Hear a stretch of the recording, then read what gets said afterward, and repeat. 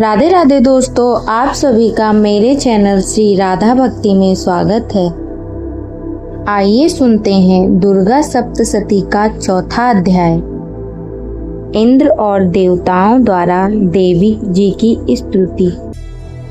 महर्षि मेधा बोले, देवी ने जब पराक्रमी दुरात्मा महिषासुर को मार गिराया और असुरों की सेना को भी मार दिया, तब इंद्र समस्त देवता अपने सिर तथा शरीर को झुकाकर भगवती की स्तुति करने लगे। जिस देवी ने अपनी शक्ति से यह जगत व्याप्त किया है और जो संपूर्ण देवताओं तथा महर्षियों की पूजनीय है, उस अंबिका को हम भक्ति पूर्वक नमस्कार करते हैं। वह हम सबका कल्याण करे। जिस अतुल प्रभाव और बल का वर्णन भगवान विष्णु, शंकर और ब्रह्मा जी भी नहीं कर सकते, वही चंडिका देवी इस संपूर्ण जगत का पालन करे और अशुभ भय का नाश करे। पुण्य आत्माओं के घरों में तुम स्वयं लक्ष्मी रूप हो और पापियों को घरों में तुम अलक्ष्मी रूप हो, और सत्कुल में उत्पन्न होने वालों के लिए तुम लज्जा रूप होकर उनके घरों में निवास करती हो। हम दुर्गा भगवती को नमस्कार करते हैं। हे देवी, इस विश्व का पालन करो। हे देवी, हम तुम्हें अचित्य रूप का किस प्रकार वर्णन करें। असुरों का नाश करने वाले भारी पराक्रम तथा समस्त देवताओं और दैत्यों के विषय में जो तुम्हारे पवित्र चरित्र हैं, उनका हम किस प्रकार वर्णन करें। हे देवी, त्रिगुणात्मिका होने पर भी तुम संपूर्ण जगत की उत्पत्ति का कारण हो। हे देवी, भगवान विष्णु, शंकर आदि किसी भी देवता ने तुम्हारा पार नहीं पाया है। तुम सबकी आश्रय हो। यह संपूर्ण जगत तुम्हारा ही अंश रूप है, क्योंकि तुम सबकी आदिभूत प्रकृति हो। हे देवी, तुम्हारे जिस नाम के उच्चारण से संपूर्ण यज्ञों में सब देवता तृप्ति लाभ करते हैं, वह स्वाहा हो तुम। इसके अतिरिक्त तुम पितरों की तृप्ति का कारण हो, इसलिए सब आपको स्वधा कहते हैं।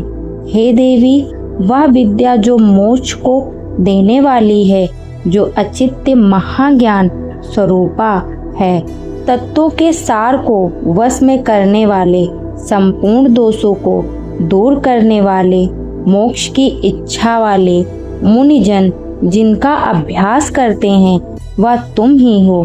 तुम वाणी रूप हो और दोष रहित सृग तथा यजुर्वेदों की एक उद्गीत और सुंदर पदों के पाठ वाले सामवेद की आश्रय रूप हो। तुम भगवती हो। इस विश्व की उत्पत्ति एवं पालन के लिए तुम वर्ता हो और तुम संपूर्ण संसार की पीड़ा हरने वाली हो। हे देवी, जिससे सारे शास्त्रों को जाना जाता है, वह मेधा शक्ति तुम ही हो, और दुर्कर्म भवसागर से पार करने वाली नौका भी तुम ही हो। लक्ष्मी रूप से विष्णु भगवान के हृदय में निवास करने वाली और भगवान महादेव द्वारा सम्मानित गौरी देवी तुम ही हो। मंद मुस्कान वाले निर्मल पूर्णचंद बिंब के समान और उत्तम सुवर्ण की मनोहर कांति से कामनी तुम्हारे मुख को देखकर भी महिषासुर क्रोध में भर गया। यह बड़े आश्चर्य की बात है। और हे देवी, तुम्हारा यही मुख जब क्रोध से भर गया तो उदय काल ने चंद्रमा की भांति लाल हो गया और तनी हुई भौहों के कारण विकराल रूप हो गया। उसे देखकर भी महिषासुर के शीघ्र प्राण नहीं निकल गए। यह बड़े आश्चर्य की बात है। आपके कुपित मुख के दर्शन करके भला कौन जीवित रह सकता है। हे देवी, तुम हमारे कल्याण के लिए प्रसन्न हो जाओ। आपके प्रसन्न होने से इस जगत का उदय होता है, और जब आप क्रुद्ध हो जाती हैं तो कितने ही कुलों का सर्वनाश हो जाता है। या हमने अभी अभी जाना कि जब तुमने महिषासुर की बहुत बड़ी सेना को देखते देखते मार दिया। हे देवी, सदा प्रताप देने वाली, तुम जिस पर प्रसन्न हो जाती हो वही देश में सम्मानित होते हैं। उनके धन यश की वृद्धि होती है, उनका धर्म कभी शिथिल नहीं होता और उनके यहाँ अधिक पुत्र पुत्रियां और नौकर होते हैं। हे देवी, तुम्हारी कृपा से ही धर्मात्मा पुरुष प्रतिदिन श्रद्धा पूर्वक यज्ञ करता है और धर्म कुल अनुसार आचरण करता है और उनके प्रभाव से स्वर्ग लोक में जाता है, क्योंकि तुम तीनों लोकों में मन वांछित फल देने वाली हो। हे माँ दुर्गे, तुम स्मरण करने पर संपूर्ण जीवों के भय नष्ट कर देती हो और स्थिर चित्त वालों के द्वारा चिंतन करने पर उन्हें और अत्यंत मंगल देती हो। हे दरिद्र दुख नाशिनी देवी, तुम्हारे सिवा दूसरा कौन है? तुम्हारा चित्त सदा दूसरों के उपकार में लगा रहता है।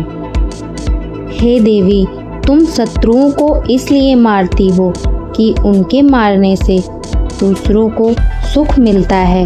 वह चाहे नरक में जाने के लिए चिरकाल तक पाप करते रहे हों, किंतु तुम्हारे साथ युद्ध करके सीधे स्वर्ग को जाएं, इसलिए तुम उनका वध करती हो।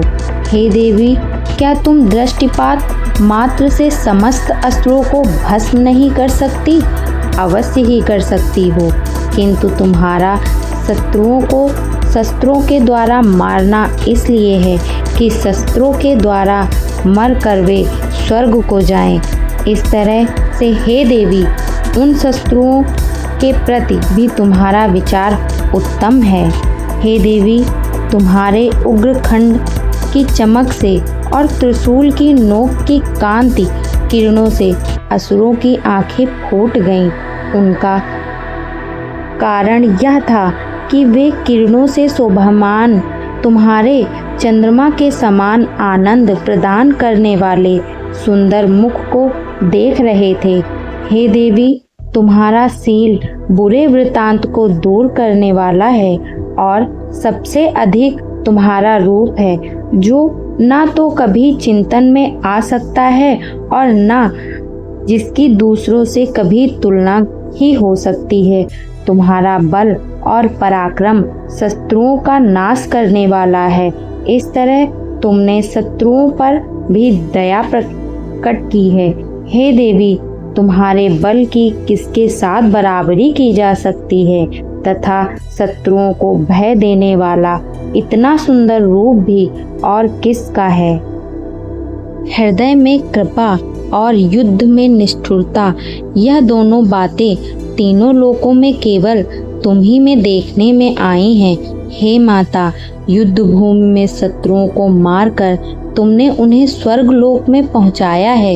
इस तरह तीनों लोकों की तुमने रक्षा की है तथा उन असुरों से जो हमें भय था उसको भी तुमने दूर किया है। तुमको हमारा नमस्कार है। हे देवी, तुम शूल तथा खड़ग से हमारी रक्षा करो तथा घंटे की ध्वनि और धनुष की टंकोर से भी हमारी रक्षा करो।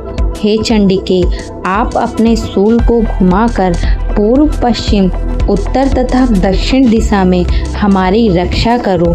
तीनों लोकों में जो तुम्हारे सौम्य रूप हैं तथा घोर रूप हैं, उनसे हमारी रक्षा करो तथा इस पृथ्वी की रक्षा करो। हे अंबिके, आपके कर पल्लवों में जो खड़ग, शूल और गदा आदि शस्त्र शोभा पा रहे हैं, उनसे हमारी रक्षा करो। महर्षि बोले कि जिस प्रकार जब सब देवताओं ने जगत माता भगवती की स्तुति की और नदवन के पुष्पों तथा गंध अनुलेपों द्वारा उनका पूजन किया और फिर सब ने मिलकर जब सुगंधित व दिव्य धूपों द्वारा उनको सुगंधित निवेदन की, तब देवी ने प्रसन्न होकर कहा, हे देवताओं, तुम सब मुझसे मनवांछित वर मांगो। देवता बोले, हे भगवती, तुमने हमारा सब कुछ कार्य कर दिया है। अब हमारे लिए कुछ भी मांगना बाकी नहीं रह गया है, क्योंकि तुमने हमारे शत्रु महिषासुर को मार डाला है। हे महेश्वरी, तुम इस पर भी यदि हमें कोई वर देना चाहती हो तो बस इतना वर दो कि जब जब हम आपका स्मरण करें तब तब आप हमारी विपत्तियों को हरण करने के लिए हमें दर्शन दिया करो। हे अंबिके, जो कोई भी तुम्हारी स्तुति करे तुम उनको वित्त, समृद्धि और वैभव देने के साथ ही उनके धन और स्त्री आदि संपत्ति बढ़ावें और सदा हम पर प्रसन्न रहें। महर्षि बोले, हे राजन, देवताओं ने जब जगत के लिए तथा अपने लिए इस प्रकार प्रश्न किया तो बस तथास्तु कहकर देवी अंतर्ध्यान हो गई। हे भूप, जिस प्रकार तीनों लोकों का हित चाहने वाली यह भगवती देवताओं के शरीर से उत्पन्न हुई थी, वह सारा वृतांत मैंने तुमसे कह दिया और उसके पश्चात दुष्ट असुरों तथा शुंभ निशुंभ का वध करने और सब लोगों की रक्षा करने के लिए जिस प्रकार गौरी देवी के शरीर से उत्पन्न हुई थी, वह सारा वृतांत मैं यथावत वर्णन करता हूँ। इसी प्रकार चौथा अध्याय पूर्ण होता है। अगर आप सभी को ये वीडियो पसंद आया हो तो लाइक, सब्सक्राइब और कमेंट बॉक्स में जय माता दी लिखना ना भूलें।